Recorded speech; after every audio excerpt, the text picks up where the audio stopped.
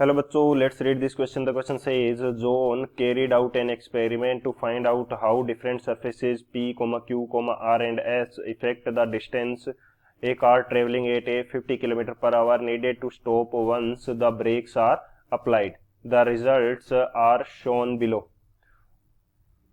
Tyres of road surface and stopping distance. P के अंदर हमें स्टॉपिंग डिस्टेंस मिलती है 18 मीटर, क्यू के अंदर हमें मिलती है 15 मीटर, आर के अंदर हमें मिलती है 19 मीटर्स एंड एस के अंदर हमें मिलती है 27 metres. Which type of road will provide the most friction for the car to stop? Option first P, option second Q, option third R and option fourth S.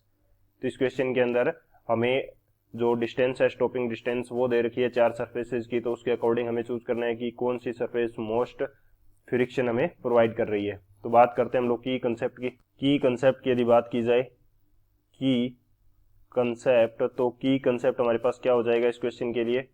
हमें ये पता होना चाहिए कि जो फ्रिक्शन है वो क्या होता है. बेसिकली ये हमारे पास एक टाइप का फोर्स है जो कि दो सरफेस जो कॉन्टेक्ट में उनके बीच की रिलेटिव मोशन को क्या करेगा, अपोज करेगा. तो यहाँ पे ये हमारे पास हो जाएगा कि ये क्या करता है, opposes the relative motion, opposes the relative motion. तो जितनी ज्यादा फ्रिक्शन की वैल्यू होगी उतना ज्यादा ये रिलेटिव मोशन को अपोज करने वाला है. सो एक तो ये कंसेप्ट हो जाएगा हमारे पास.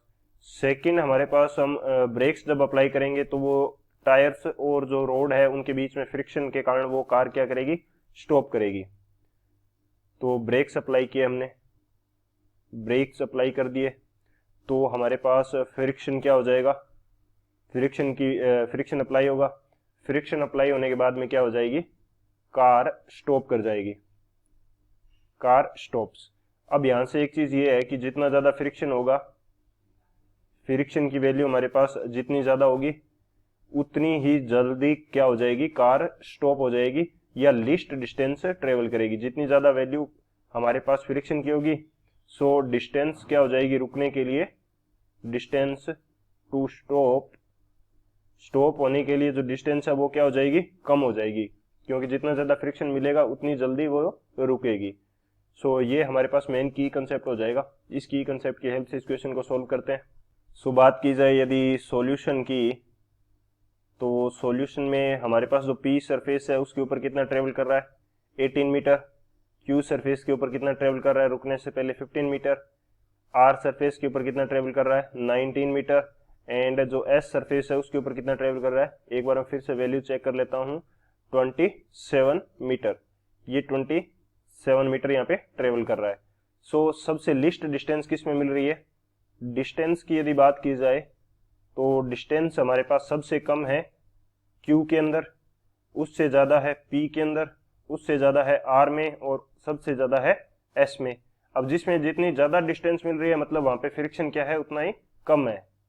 सो फ्रिक्शन की यदि बात की जाए तो फ्रिक्शन हमारे पास सबसे कम किस में है, सबसे कम फ्रिक्शन उसमें है जिसमें हमारे पास सबसे ज्यादा डिस्टेंस ट्रेवल कर रहा है. तो S के अंदर सबसे कम है, R के अंदर उससे ज्यादा है, P के अंदर उससे ज्यादा है और सबसे ज्यादा किसमें है, Q में.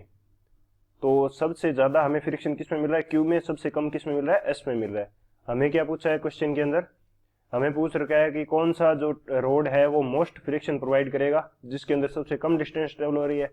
कम डिस्टेंस किस में हो रही है, Q के अंदर 15 मीटर. सो कौन सा रोड प्रोवाइड करेगा, Q प्रोवाइड करेगा.